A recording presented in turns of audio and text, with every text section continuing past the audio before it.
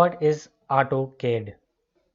AutoCAD is a commercial software application for 2D and 3D computer-aided design and drafting, available since 1982 as a desktop application and since 2010 as a mobile web and cloud-based web market as AutoCAD 360. Dear friends, AutoCAD एक commercial software है, ख़ास तौर पर design किया गया है graphically representations के लिए। CAD stand for computer aided design और ये एप्लीकेशन 2D एंड 3D के लिए भी काम कर सकती है।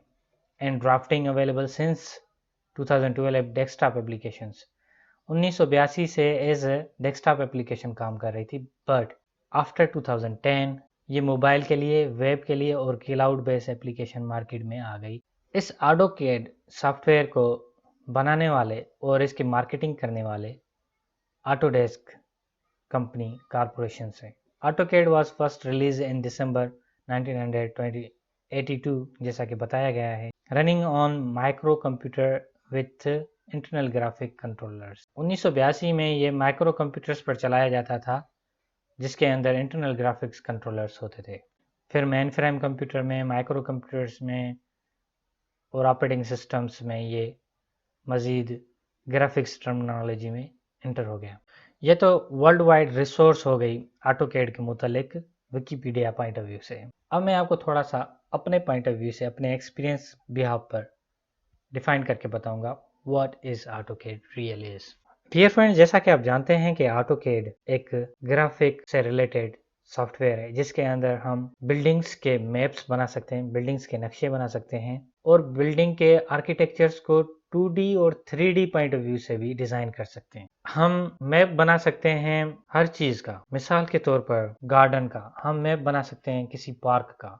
सबसे पहले कोई भी बिल्डिंग बनती है तो उसका एक मैप जनरेट होता है। हम मैप बना सकते हैं किसी प्लाजा का, किसी मॉल का, किसी शॉपिंग सेंटर का, किसी मार्केट का, किसी मॉडल टाउन का, किसी फैक्ट्री का, इंडस्ट्री का या किसी सोसाइटी का। गवर्नमेंट में जब कोई भी प्रोजेक्ट दिया जाता है, कोई भी बजट दिया जाता है किसी भी डिपार्टमेंट को, किसी भी तरक्की के काम में, किसी पार्क के लिए बजट दिया जाता है या किसी शहर के एस्टेब्लिशमेंट के लिए, किसी शहर की बेहतरी के लिए उसको कोई प्रोजेक्ट दिया जाता है, जैसा कि रोड के प्रोजेक्ट्स हो गए, जैसा कि ड्रेनेज सिस्टम का हो गया, जैसा कि वाटर मैनेजमेंट सिस्टम का हो गया, जैसा कि हो गया मज़ीद और भी बेतहाशा।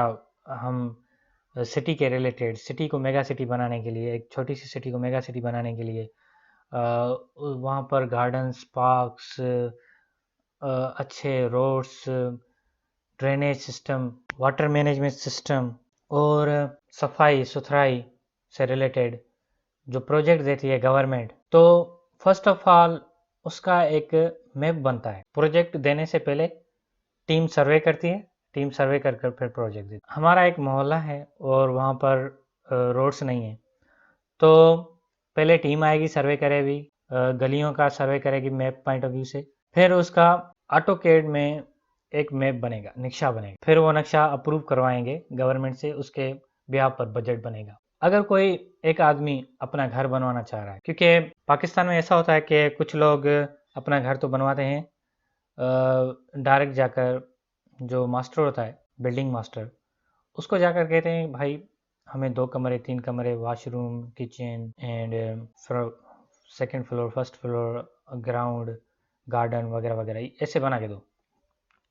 तो वो अपने पॉइंट ऑफ व्यू से बस बना के दे देता है और बनाकर चला जाता है। बिल्डिंग मास्टर का काम ही बिल्डिंग बनाना होता है। उसकी वो आपको ना गारंटी देगा, ये बिल्डिंग कभी भी गिर सकती है और ये बिल्डिंग बनी कैसी है वो भी ये सही नहीं बता सकता।